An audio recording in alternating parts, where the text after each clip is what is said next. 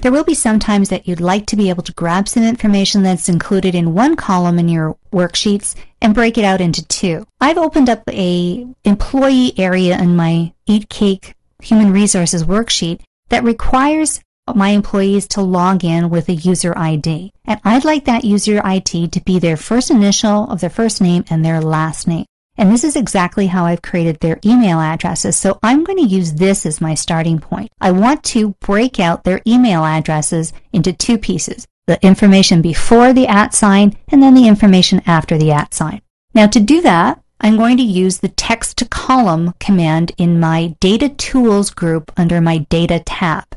Before I do that, though, I want to make sure I've got enough area where that information is going to go, because if I started to break it out now, it's going to overwrite my start date, and that's not something I want to happen.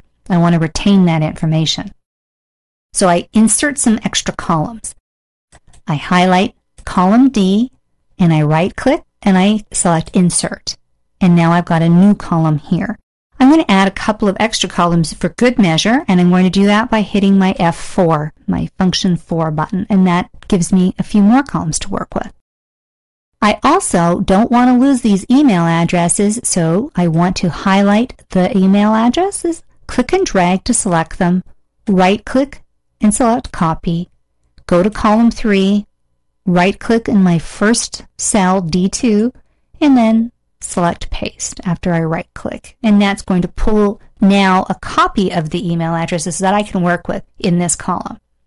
Next, I'm going to select the column I want to work with, and then I'm going to go up to the Text to Column function and select it. And I'm going to get this Convert Text to Columns wizard. And this will be something that you will be visiting again when you learn how to import data from a text file. It's the same set of commands you're going to go through. Here, is it delimited? What is the type of file we're working with? What does our column look like? And yes, you're selecting a delimited area. You've got a particular character in this group of information that's common throughout, and you're going to break it at that point. So you say delimited, and you click Next. Then it's going to ask you, what is it delimited by? What's that character I'm going to be looking for in order to break your data for you? It's going to default to tab, but it's not a tab. And so you scroll through to see if any of these other options fit, and they don't. So you have an other selection here that you choose and type in your @ sign, which is a shift and the number 2, and that's where you get your @ sign from. Notice now here in your data preview that it has what we call parsed your data at the right point. It says, oh, I know what she wants to do. She wants to get rid of that @ sign and instead push the data from one column into 2. And she wants to do it wherever she finds that @ sign. Here's what I think she wants to do. So you take a look at where the system is going to cut your information, and you can say, yeah, you know what? I've picked the right things. It makes sense to me. This is where I want to go with this particular wizard. Now, this is a very important section to just pay attention to when you are doing this yourself, because it really helps you determine whether or not you've grabbed the right delimiter, because otherwise it could break your data in a few different places.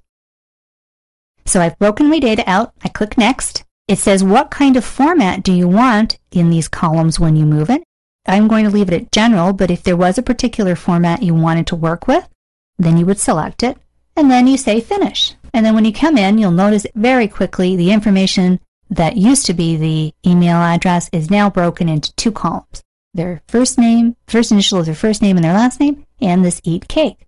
Well, you know you don't need those columns anymore. So you can just highlight them, right-click, and select Delete to remove them.